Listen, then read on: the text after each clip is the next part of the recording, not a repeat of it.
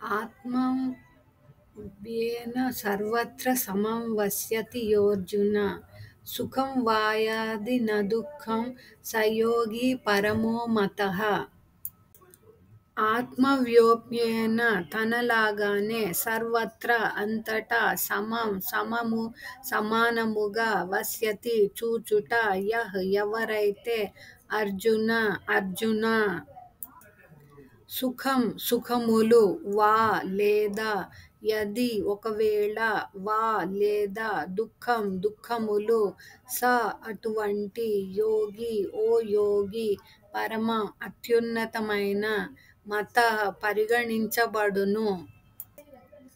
సర్వ ప్రాణులను సమానముగా దర్శిస్తూ మరియు ఇతరుల సుఖాలకు దుఃఖాలకు అవి తనయే అయినట్టు స్పందించే వారిని పరిపూర్ణ యోగులుగా పరిగణిస్తారు.